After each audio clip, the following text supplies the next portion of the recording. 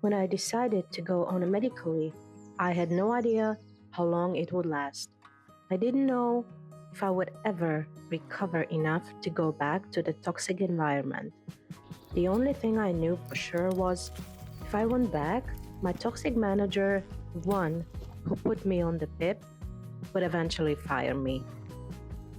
But if I didn't go back, maybe I would finally have a chance to heal and start planning my escape. I kept asking myself, what's the worst case scenario? And my imagination was running wild. Fighting a toxic manager when you already know the battle is lost? Or going into another corporate job only to end up stuck in the same cycle of unhappiness and exhaustion all over again? I wasn't sure what to do. Learning new things during my medical leave and keeping myself busy working on projects felt really amazing. I was constantly studying, discovering something new, book, articles, podcasts, every single day. There were so many things I wanted to do, so many projects I wanted to work on. My curiosity and persistence were endless. But there was still this question sitting in the back of my mind the entire time. Okay, but what happens next? I mean, medical leave has a beginning and the end. And then what? There wasn't a single day when the sneaky little thought didn't creep into the back of my mind. I needed a job. Someone had to pay the mortgage, the bills, and those things don't magically pay themselves.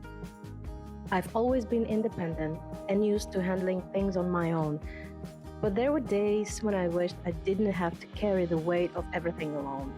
At first, I only had a plan A, and then plan B, but eventually that turned into plan C, plan D, and E, along with endless backup scenarios. Okay, but if plan A fails, maybe I can do this instead. And if plan B fails apart, there's still plan C, and so on. My brain was stuck in a survival mode, constantly preparing for the worst.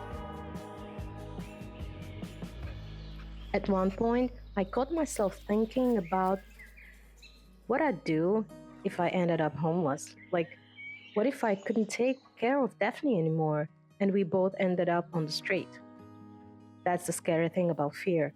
It slowly pulls you into that endless spiral of catastrophic thoughts before you even realize what's happening.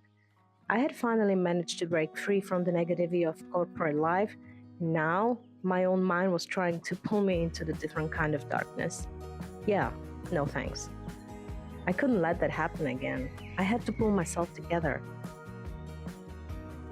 One of my close friends, she was in a different team, told me that a lot of changes were happening inside of the company. People were getting laid off, teams were being reorganized, employees were being moved around. My eyes lit up. I started daydreaming. Wouldn't it be amazing if my team got shut down? Oh yes, of course, it would. I'd probably be dancing on the table with a bottle of champagne. Or maybe they would transfer to a different team. And I would finally get away from the toxic manager. Yay, that sounds great. But then again, did I actually want to be transferred? I mean, sure, I'd still have a job, but at the end of the day, I would be still trapped in the same corporate golden crappy cage. Then there was option number 2. Our whole team gets dissolved and we get a severance package. Sounds amazing, right?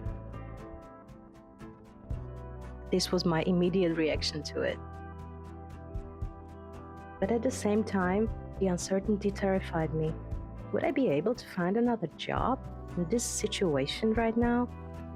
And if I wanted to freelancing, would I actually find clients? Would I make enough money to survive?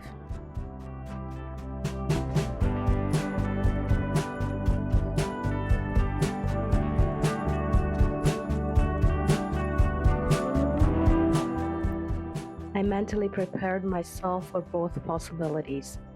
There are two sides to every coin. That's just how it works in life. And then one day, I got the news. My team had officially been shut down.